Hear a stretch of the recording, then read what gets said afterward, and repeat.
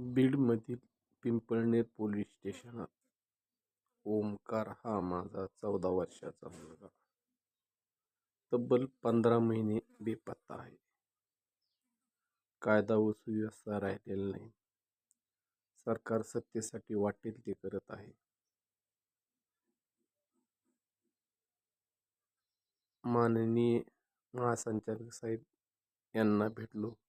CID कडे तपास द्या, तपासाला गती वाढव म्हटले. हायकोर्टात तारका व तारका चालू आहेत.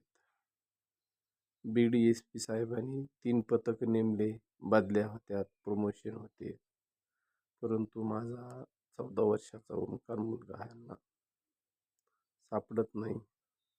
कागदावरच तपास चालू आहे.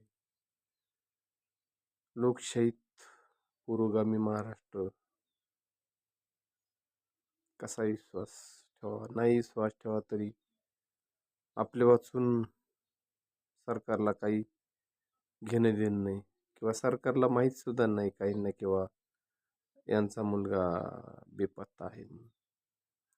जाणून बुजून षडयंत्र केल्यामुळे व सरकारने झोपीचं सोंग घेतल्यामुळं गरिबाचे, दलितांचे हक्काचा कसलाच विचार करायचा नाही आणि कायद्याचा उपयोग स्वतःच्या याच्यासाठी करायचा.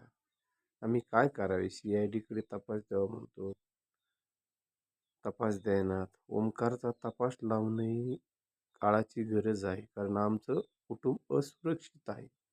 त्याचा जर तपास नाही झाला तर आम्ही पुन्हा आणखीन डबल याच्यात येतो, काळ शोकावून. आम्ही दलित कुटुंबातील असल्यामुळं आमचे अन्याय अत्याचार यापूर्वी झाले, आता होते.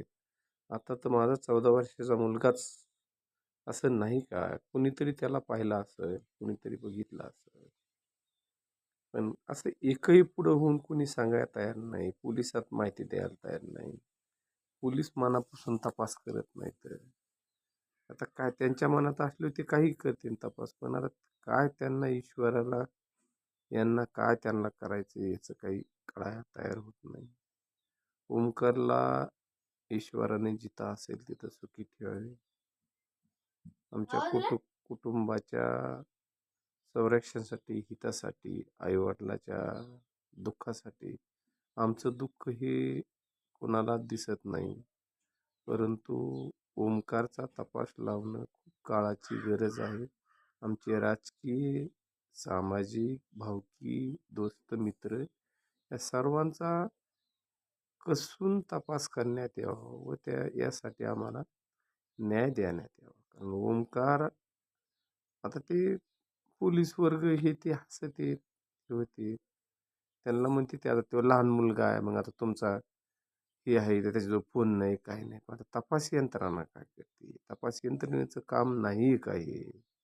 ही त्यांची जबाबदारी नाही का? या सगळ्या गोष्टीचं हे होत असताना आम्हाला आमच्या ओमकारचा तपास लवकरात लवकर CID कडे देण्यात यावा. ओमकारला जिथं असेल तिथं सुरक्षित आणण्याचा प्रयत्न करावे व माननीय SP साहेबांनी